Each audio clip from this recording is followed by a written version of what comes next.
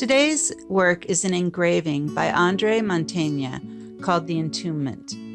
Andrea Mantegna was an Italian Renaissance artist who was born near Padua in the Republic of Venice. His father was a carpenter who died when Mantegna was young, and the boy was adopted by Francesco Squarcioni. It was the custom for childless masters to look for promising apprentices to adopt and train. Squarcioni was a lover of antiquity, collecting Greek and Roman statues, vases, reliefs, and other relics. He also ran an artist's workshop that was the leading producer of prints at the time. His influence on Mantegna's developing talent was pronounced. Particularly, he instilled a love of antiquities and classical sculptures. Along with teaching his students about forced perspective in antiquities, Squarcioni also taught Mantegna Latin, which opened up additional opportunities for the young artist. At 17, amidst some legal disagreements, Mantegna left Squarcioni's workshop and started his own. He began to connect with Squarcioni's rival in Venice, Jacopo Bellini, eventually marrying his daughter, Nicola Bellini. This and disagreements about money owed to Mantegna for his work led to a formal dissolving of his relationship with his adopted father. Despite their personal disagreements, Squarcioni's love of antiquities shaped Mantegna's career and work. Mantegna considered ancient art superior to nature and spent as much time as possible studying antiquities. This led to his human figures having prominence in his paintings, and those figures tended to have a sculptural, even rigid feel. The outlines of his figures are quite distinct and precise, and his designs have been described as austere. Giorgio Vasari, in his book Life of the Artist, published in 1550, says that Mantegna was the inventor of copperplate engraving in Italy. This is hard to confirm, but we do have many examples of his engravings. Unlike woodcuts, which are quite sturdy, a copperplate has a limited number of copies that can be made before the engraving is ruined.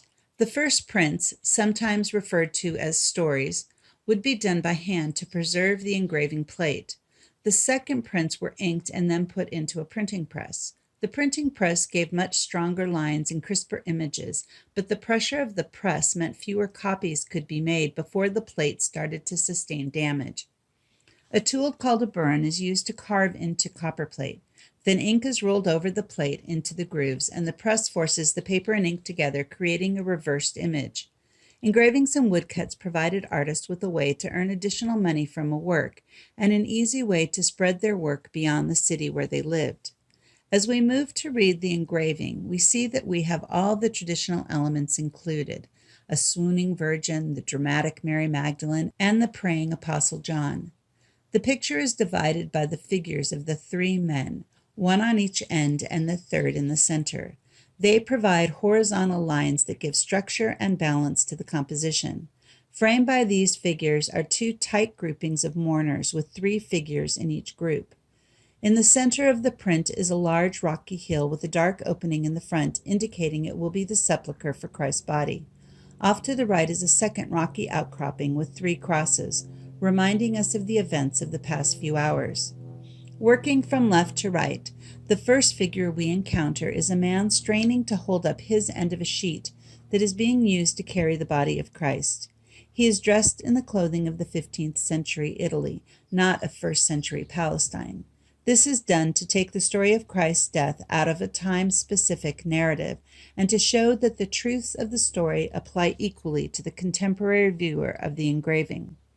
The two men holding up the body of Christ are Nicodemus and Joseph of Arimathea. We are not told which is which, so for our discussion, I'm going to designate Joseph as the figure on the far left. His eyes are obviously on the body of Christ, but it appears that is because of the very real possibility that he could drop him. We have a sense of the solid weight of the body and the struggle to balance and hold up his end. This is significant as it testifies to the humanity of Christ and to his death. Since Christ's death, his followers have had to answer doubts about whether or not he really died, whether he was actually God, and if he was God, was he actually human? In this simple image of Joseph struggling with the weight of a real dead body, we have Mantegna addressing all of these issues, which are key to the doctrinal beliefs of Christians. The next figure is Mary Magdalene, with her signature long hair flowing behind her, her arms raised in a spasm of grief as she gazes down at Christ. Traditionally, Mary Magdalene is the most demonstrative of Christ's mourners. The next two figures can't be identified as particular individuals, but we have another female disciple standing at Christ's side, lost in her despair, holding on to the sheet that is carrying the body. Behind her is a young man, his eyes and face averted, his hands covering his face. Standing in the center of the painting is Nicodemus, holding up the feet of Christ, his head turned away. He appears to be looking back as the Virgin Mary has just fainted and he has heard her fall. Nicodemus's body is partially blocking the opening to the grave that Jesus will be placed in shortly. Next to his feet is the sepulchre, drawn to resemble an altar and engraved with the words Human Generis Redemptori, which translates to the Redeemer of Mankind. Next to him is a triangular grouping of three women. Lying in the front is the Virgin Mary, who has fainted and lies on the ground, her pose echoing the position of her son. Behind her are two more female mourners. The Gospels mention several women who stayed close by during the events of the crucifixion and burial. We have no way of identifying which of these women are pictured here. At this moment, their attention is on Mary as they comfort their friend and see to her needs. Standing at the far right is the Apostle John. John is much larger than any of the other figures in the work, giving him a position of importance. This work falls within the early Renaissance period when some artists were still using hieratic scale. Hieratic scale means that figures are sized according to their position and importance. The Apostle John, the loved disciple, is the one apostle who stayed with Jesus through his trial, crucifixion, and burial. The other disciples had fled in fear. John's presence is almost always emphasized in the art of Christ's Passion. In our print, John has his hands folded in prayer, his head up and his mouth open. One assumes he is praying and committing Christ's body to God as it is moved into the tomb. Everyone in this print is Jewish, and there are very strict Jewish laws regarding the dead. Any contact with the dead makes a person unclean, and the purification process is 7 days long. Until the process is completed, a person could not enter the temple or participate in any of the religious life of the community. During high holy days like Passover, this would have been a real problem, especially if a person had traveled a distance in order to be in Jerusalem and at the temple to give sacrifices and pray. Not all graveyards were well marked around the outside of the city, and if one happened to walk through one unintentionally and then saw a marker, your long trip was wasted, as you had to begin the purification ritual and couldn't enter the temple. This is where the term whitewashed tomb that Jesus uses comes from. The practice developed to paint the markers white so that people passing through would be alerted to the graves and avoid going that way. Ironically, as the friends of Jesus care for his crucified body, they are making themselves unclean and unfit to enter the temple. Yet it is the death of Christ that makes them truly clean and freed from the stain of sin so that they no longer need the temple. All of the Gospels record not just Jesus' crucifixion and death, but also his burial. 1 Corinthians 15:4 says, "And he was buried, and he rose again on the third day according to the Scriptures." The emphasis is interesting, as are the number of paintings of the entombment.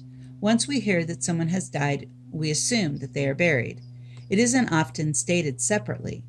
However, since the earliest days of Christianity, rumors had swirled that Christ had not really died. Fighting back against those rumors, all of the gospel writers felt compelled to add that Christ had been buried, attesting to the fact of his death. During Passion Week, Saturday is referred to as Silent Saturday, the day that Christ is in the tomb. In the Catholic Catechism, it is pointed out that Christ in essence observed the Sabbath after the work of saving mankind. This is the quote from the Catechism. "It is the mystery of Holy Saturday, when Christ, lying in the tomb, reveals God's great Sabbath rest after the fulfillment of man's salvation, which brings peace to the whole universe." Thanks for watching. Make sure to like this video by giving us a thumbs up below, and make sure to subscribe so you don't miss great commentary on classic works of art. KellyBagdanoff.com is your source for great content and curriculum, as well as devotional materials using the medium of art. Make sure you visit and subscribe. Pablo Picasso said, "Art washes from the soul the dust of everyday life." So take a moment to share this video because art is too important not to share. See you later, alligator.